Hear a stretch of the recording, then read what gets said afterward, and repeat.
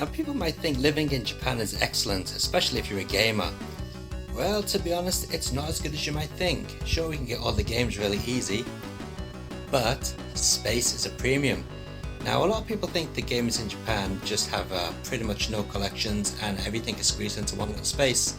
Well, that's sort of true, so I'm going to show you what the average collector lives like in Japan. Now don't forget, I'm a married man with a family, so I can't have a dedicated games room full of stuff on display, but this is pretty good from what I can imagine.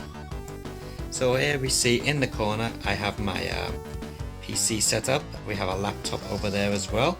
Laptop's pretty powerful, it's an i5 with 8 gigabytes of RAM. Down here we have the desktop, and that's got some really good hardware inside it. Okay, and this is where the main gaming is done.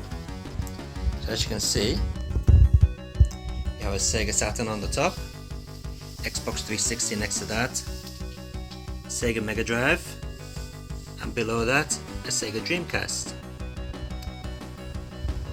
Now everything is connected to this TV, and not just those consoles.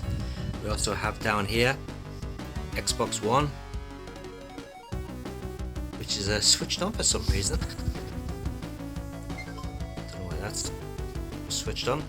Blu-ray player, Dolby Digital DTS 5.1 surround sound system, PlayStation 2, you can see that in there,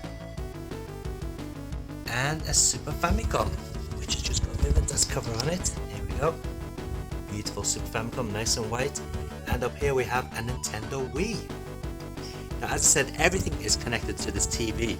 The older consoles are all connected via RGB, as you can see here. A few RGB cables, and they go into the FrameMeister, which is connected to the television via HDMI. Of course, the Xbox One, the Wii, and the 360 are also connected to the TV. Now around the back of the TV, things are pretty crazy.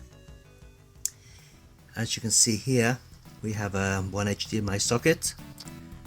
Now this is why I'm using a phone, so I can get in that around the back. Okay, so we've got digital audio out here, 3 more HDMIs, a D terminal, which is the grey one, and the audio for the D terminal. So there's an awful lot of stuff plugged in around the back of this TV, as you can see.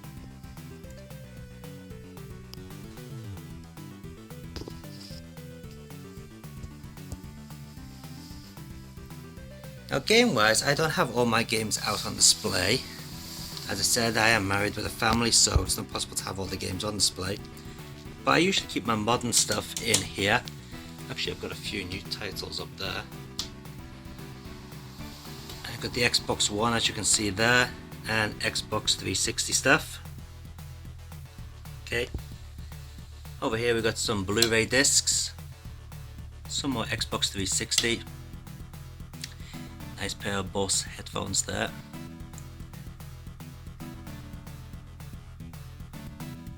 Okay. Now most of my games are kept around here, in this closet. Now actually, if I step back, it doesn't look that big, does it? But if we look inside, we'll find Retro Gaming Paradise. Oh yes. So first of all, up at the top, you can see just basically boxes of stuff. Most of them are empty boxes. Alan Wake's in there.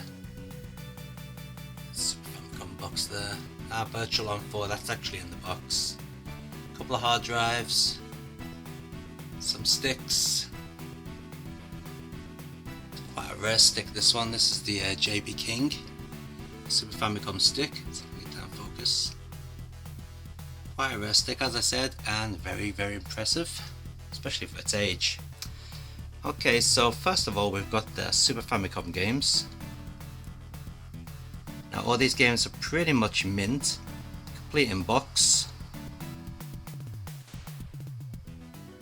Loads of rare titles as well. For example, we've got Umikawa Hadase here. What else do we got? Oh, very popular one with European gamers, that's the Fireman. Teenage Mutant Ninja Turtles in Time. The Ninja Warriors again.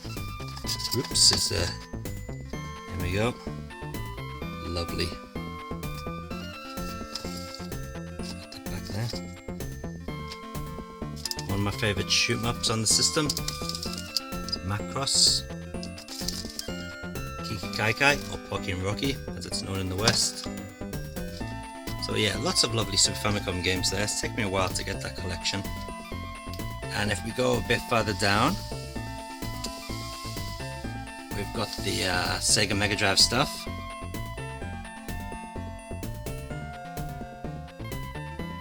Again, quite a lot of rare titles here.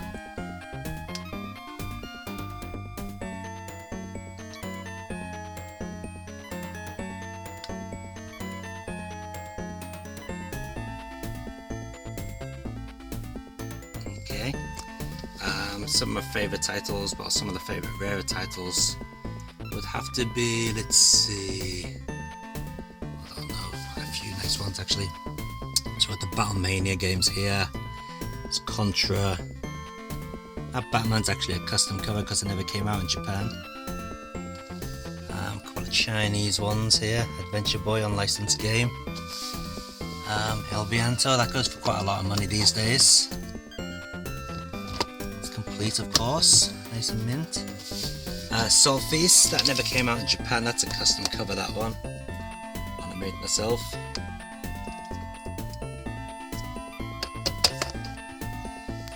We've got Vampire down here, Vampire Killer, whatever it's called, Castlevania. There it is there, hiding behind the microphone. Okay, and on this side we have all the Sega Saturn stuff.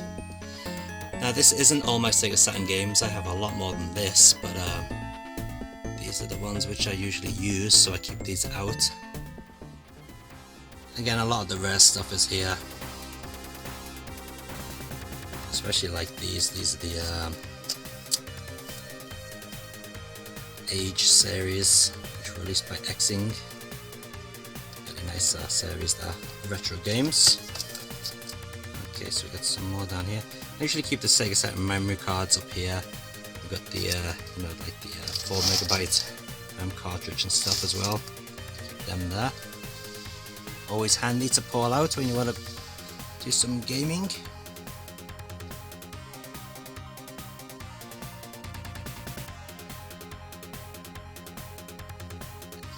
So let's have a look at some of the rarer Saturn games here.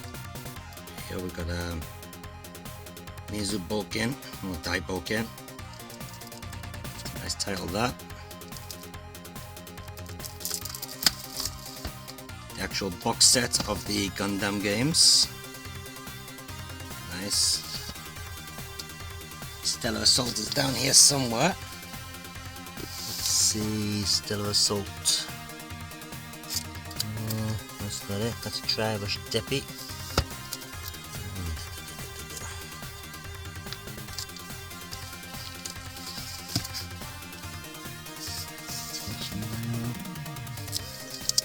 Zero 03 there.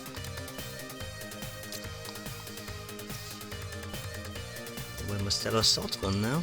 Steep Slope Sliders. Oh, there it is. Stellar Assault. I really like that one. Really good space shooter for the Sega Saturn. But as I said, these are not all my Sega Saturn games. I do have a lot more. Okay, can't get them back in. And over in this side we have some DVDs, some PC Engine CD-ROM Mega CD games there, a few cue cards up there, some Dreamcast stuff, and then we've got some PlayStation 2 games. Not many, I'm not really big on the PlayStation 2 stuff. Mostly Sega Ages stuff. I was going to collect all the Sega Ages titles for the PlayStation 2, but I didn't bother in the end. Some more Sega Saturn stuff. This is the Sega Saturn stuff that needs to be in big fat cases. And unfortunately, I don't have any big fat cases, so these are waiting to be put into some nice big fat cases. Oops, there goes a BMU onto the floor. Also, some of these games should belong in double cases as well. So just waiting to get a few double cases to put them in. So as you can see, that is the cupboard of retro gaming. Quite a lot of stuff in there. But that's not most of it. So if we go over to this room, which is the bedroom actually.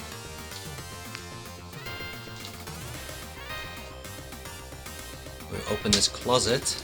You can see up here, there's more gaming stuff. So here we got some Sega Saturn stuff here. We got a Game Paradise by Jellico for the Sega Saturn. It's a box set version. See that? Let's shoot 'em up. That's Super Advanced VG box set in there for the Sega Saturn. The things. Mimi Mix, Sega Saturn. A Nintendo DS box here. CDS. Yu Suzuki's Game Works, Night Cyberbots. Some game models, spaceship models from various shoot 'em ups. Them in there.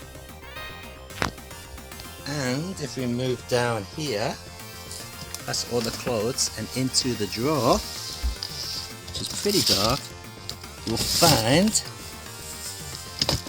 actually can't get open, there's too much junk in the way, a load more games, a load more Sega Saturn stuff. These are like demo discs and so on, and basically that just goes all the way back full of games.